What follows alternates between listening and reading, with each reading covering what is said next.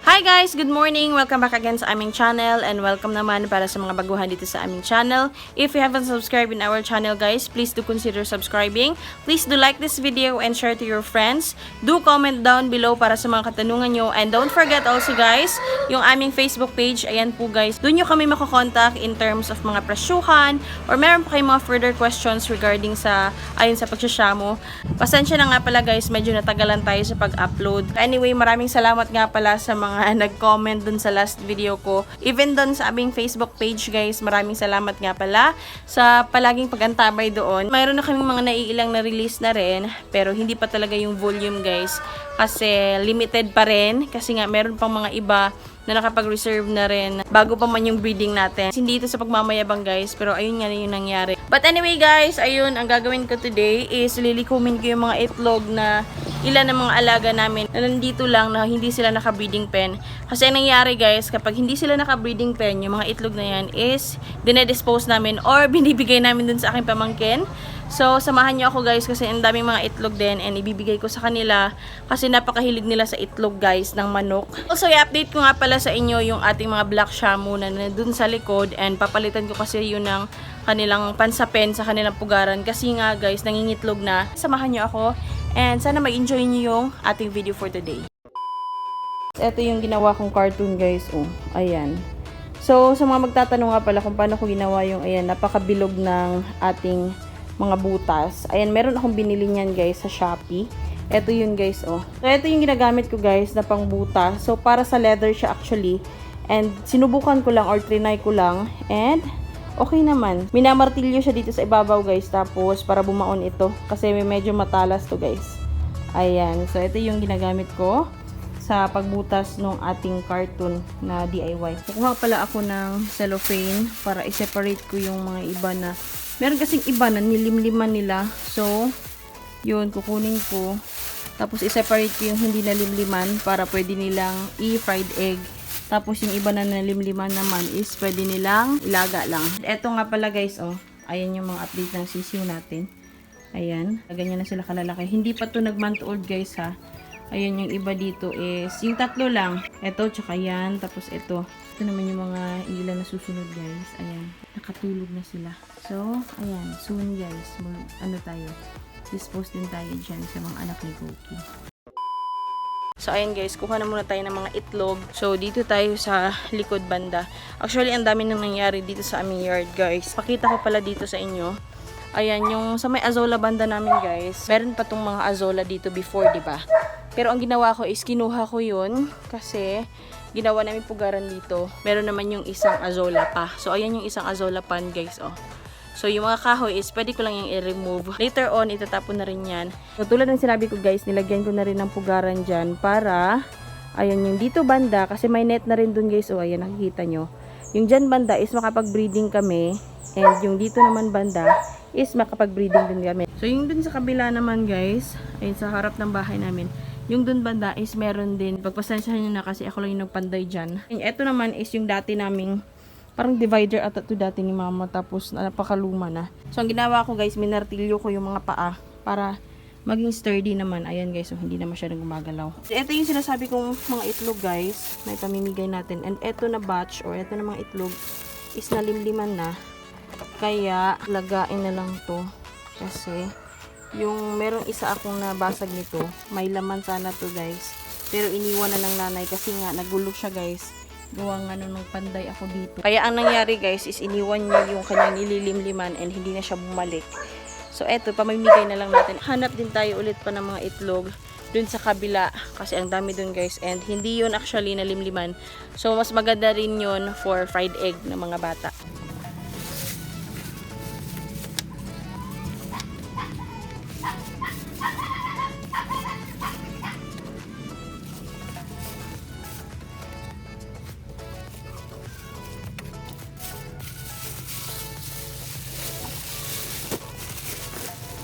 Ayun guys, may nakuha pa akong itlog dito sa ilalim ng mga kulungan.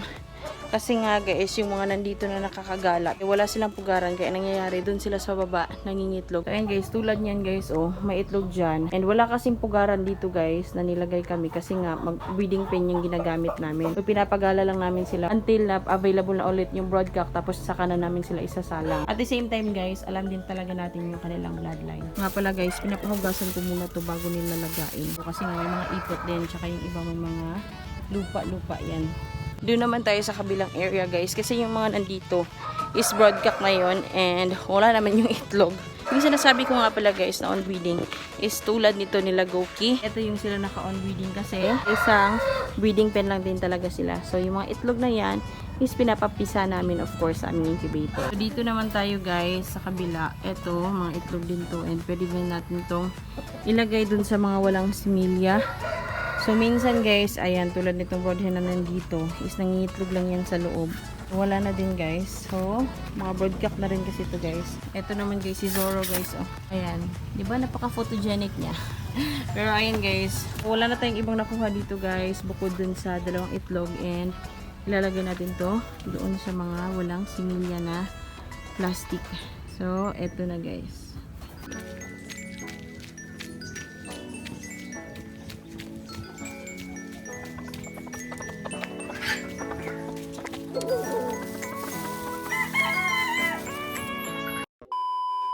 So, ayan guys, nakuha na natin lahat and tatawagin ko muna yung pamangkin ko. So guys, ayan na si Tawi guys, o yung pamangkin ko, ayan. Smile Tawi. Ayan guys, ayun, pinalaga ko sa kanya. Tapos etong puti na cellophane guys, is pwede itong pang fried egg. Ayan. Ito yung pang fried egg. O, pang prito. Salamat. Salamat, Shopee. Ayan guys, ang daming mga itlog guys. Oh. Salamat. Hugasan mo ha. Hugasan bago lutuin, okay? Okay. So yun guys, kinuha na ni Tawi yung mga itlog and kukuha tayo ng pansapen or kahit cloth lang siguro para dun sa ating mga itlog dito sa likod o yung ating mga black. So maghahanap na muna ako ng cloth guys para ilagay natin doon. So yun guys, ito yung pinag-itlogan ng ating isang alaga and nakita nyo naman ang dumi-dumi. Hindi talaga dito dapat ito mangingitlog kasi meron kaming nilagay dun sa kabila. Pero nagustuhan niya itong lumang ref namin. So, eto na lang yung aayusin ko na muna or lilinisan ko guys para wala ding bunhok. And nagdala rin ako ng 785. So, ito yung ginagamit namin guys para sa bunhok.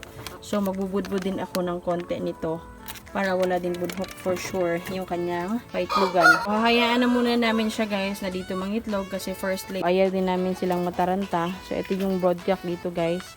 Tapos, ayun yung mga black mama guys. Ang lalaki niyan guys actually.